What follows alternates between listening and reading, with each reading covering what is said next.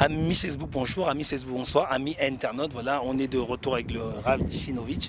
Et là, il y a beaucoup de questions. Aujourd'hui, maintenant qu'on a prouvé que Israël n'était pas un état d'apartheid, bien sûr, les hypocrites qui sont de mauvaise foi, mes frères blacks, qui sont soi-disant chrétiens ou monothéistes, c'est clairement énoncé dans la Bible noir sur blanc que Israël à la légitimité sur cette terre qui a été donnée par le Créateur Tout-Puissant, annoncé déjà avec Abraham. Le Rav Djinovitch, en moins de 10 minutes, avec un texte qui se trouve dans la Bible à l'appui, noir sur blanc, plus toutes les prophéties a annoncé que la terre d'Israël a bien été donnée au peuple juif, en sachant que cette terre d'Israël était même plus grande que ce qu'elle représente maintenant à l'heure actuelle. Donc Rav Djinovitch a en 10 minutes prouvé par des textes bibliques qui sont dans la Bible, autant pour les chrétiens que pour les juifs ou pour les monothéistes, que la terre d'Israël appartient bien au peuple juif. Et déjà, à titre d'introduction, en quelques secondes, on assiste à quelque chose, un paradoxe absolument incroyable. Le seul peuple sur terre auquel il a été promis clairement une terre, dans un livre appelé par le monde entier la Sainte Bible, le seul peuple qui a donc, on pourrait dire, un véritable contrat divin d'appartenance et de propriété, est le seul peuple sur terre auquel on revendique le droit d'avoir une terre. Dans un autre domaine, le seul peuple, à l'époque où tous les peuples étaient idolâtres, le seul et le premier peuple qui a amené au monde la croyance en un Dieu unique est le seul peuple sur terre qui jusqu'à aujourd'hui encore est accusé de déicide. Ça veut dire que c'est tellement gros, tellement incroyablement stupide. À chaque fois qu'on vient avec quelque chose qui est une certitude, on nous accuse exactement du contraire. On a amené le Dieu unique au monde, on nous accuse d'avoir tué Dieu. D'accord ? On a amené un contrat divin, appelé un contrat saint par l'humanité tout entière, comme quoi cette terre nous appartient. On est aujourd'hui le seul peuple au monde à qui on refuse le droit d'avoir une terre. Donc, quand c'est trop gros, ça fait même plus rire. C'est le ridicule qui, en vérité, pourrait servir de tombe à une grande partie de l'humanité. Mais je ferme la parenthèse. On va aller vite. Maintenant, arrivons à l'essentiel. Regardons tout simplement. Je vous invite à regarder en français, en anglais, en allemand, dans toutes les langues du monde. Et même aucun prêtre ne peut vous traverser, d'accord, la Bible tout entière.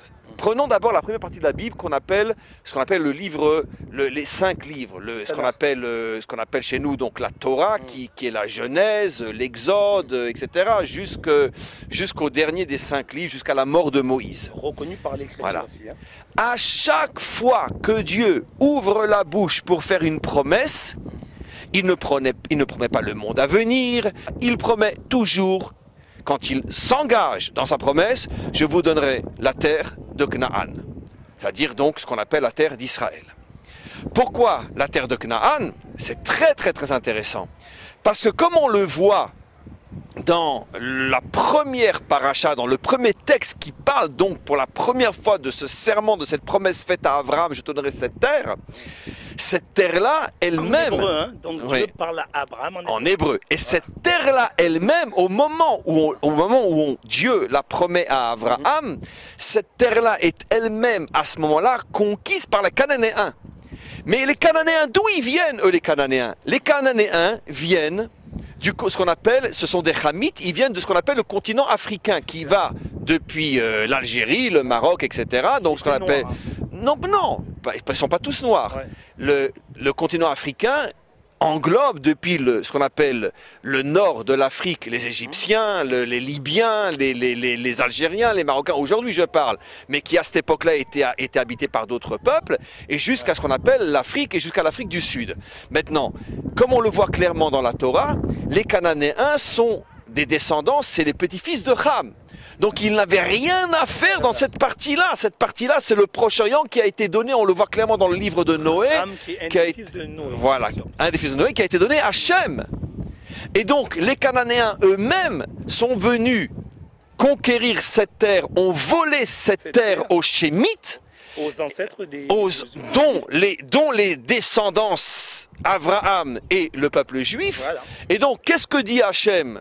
Il dit non seulement il promet cette terre, mais il promet à Abraham, sache que cette terre maintenant vous êtes volé par des envahisseurs qui viennent d'une autre région. Cette terre-là, je la reprendrai à ces voleurs et je la redonnerai aux descendants de Shem. Ce qui veut dire que la promesse, elle est double. Non seulement cette terre a été promise à Abraham, mais en plus cette terre, dès le départ, a été volée à Abraham, a été volée aux descendants de Shem, par les Cananéens.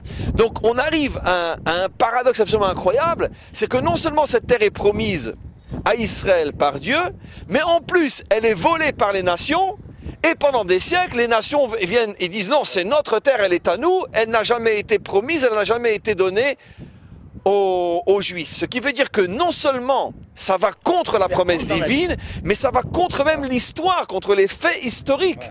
Ce sont eux les envahisseurs, ce sont eux les voleurs. Voilà.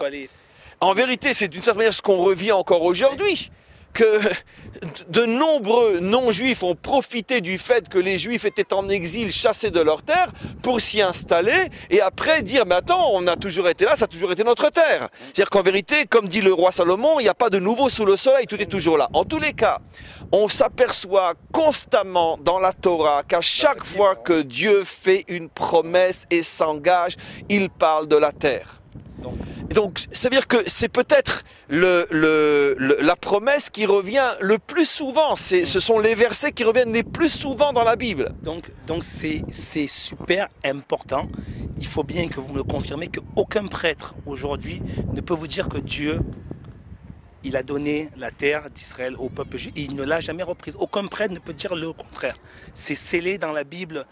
Texto, que la terre n'a jamais été reprise. Il y a eu des exils, mais n'a jamais été reprise. Non seulement dire que Dieu reviendrait sur sa promesse, c'est en faire un homme qui dit aujourd'hui une chose et qui peut changer d'avis. Or, Dieu ne peut pas revenir sur un serment. En plus, maintenant on va aller dans les prophètes. Voilà. À chaque fois que Dieu parle de l'exil, dans les passages, il n'y a pas une exception à la règle, qu'on la trouve, et j'arrête d'être un enseignant. Il n'y a pas un seul cas dans toute la Bible où, lorsque Dieu dit « si vous fautez, je vous chasserai », il n'y a pas un seul endroit où, au même endroit, Dieu dit « mais vous reviendrez vers moi et je vous ramènerai sur votre terre ». Ce qui veut dire que ce n'est pas ici, on pourrait dire, une coupure, une annulation du serment. C'est simplement une punition. Si vous n'êtes plus à la hauteur, je vous chasse. Mais je vous chasse, ce qu'on appelle nous l'exil, jusqu'à ce que vous reveniez vers moi, ce qui entraînera un retour fixe sur votre terre. Or, nous sommes la génération qui prouve que les prophéties se réalisent, puisque nous sommes revenus sur notre terre. Et effectivement, le peuple juif, dans sa grande majorité, revient à la tradition, revient à la Torah, chacun à son niveau, mais comme on le voit ici en Israël, c'est absolument inimaginable sur un si petit territoire, le nombre de centres d'études, le nombre de synagogues, et comme on le sait, c'est absolument incroyable. Regardez comme les synagogues en Israël sont pleines, et elles sont pleines de jeunes, elles sont pleines d'enfants, il n'y a plus de place. Et en ce qui nous concerne, nous, je me gêne de le dire, on a ouvert une synagogue il y a 3 mois et demi seulement, on n'a plus de place, on peut même plus agrandir. On est déjà 150 personnes. Donc, où on trouve une église, où il y a tellement de monde. Donc c'est super important aussi qu'il faut dire, toutes les prophéties qui sont dans la Bible, concernant Israël, le peuple juif, ont été réalisés, et la Bible est le seul livre saint, la Bible, donc ce que certains appellent l'Ancien Testament, dans lequel toutes les prophéties ont été réalisées. Et il faut encore expliquer ce que c'est le mot Sion, parce que les gens disent sionisme, Sion, c'est quoi? Expliquer aux gens que cette prophétie du retour à Sion, c'est quoi exactement? Parce qu'aujourd'hui, les médias font passer le mot sionisme comme des tueurs qui volent la terre aux Palestiniens qu'on sait qu'ils n'ont jamais existé, puisque c'est ça. C'est quoi le sionisme ou le retour à Sion?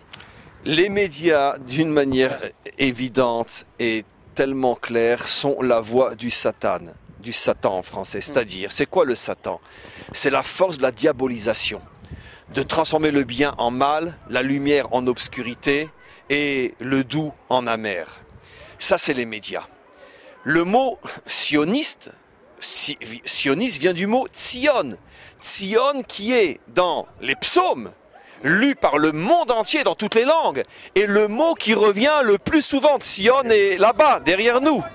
Le mot Tzion est le mot qui revient le plus dans les psaumes du roi David. Regardez le paradoxe, la folie, la stupidité, le crime intellectuel, moral, spirituel des médias et du monde entier. Le monde entier, dans les églises et partout et à chaque occasion, prie les psaumes du roi David. Mais le roi David, le mot Tzion, c'est le mot qu'il utilise le plus dans les psaumes. Il n'y a pratiquement pas un psaume où ce mot n'est pas dit. C'est quoi Tzion? Tzion, c'est l'endroit où était construit le temple. Et quand ce mouvement s'est appelé le sionisme, c'est le tzionisme. Après, c'est francisé. C'est le tzionisme, ça veut dire quoi? C'est le retour à Sion. Et donc, le retour à Sion, c'est la promesse faite par tous les prophètes, comme quoi un jour le peuple juif reviendra sur sa terre. L'exil n'est pas une annulation et la terre donnera ses fruits. On a ici une abondance inimaginable. Regardez la verdure, regardez c'est absolument inimaginable. La bénédiction qu'il y a dans cette terre. Et les juifs sont arrivés comme une femme qui attendait le retour de son mari. Elle s'est donnée à lui après s'être fermée pendant des siècles. Un juif, il touche la terre et il y a un arbre qui pousse. Et c'est ce qui rend fou le monde entier. Comment vous avez fait?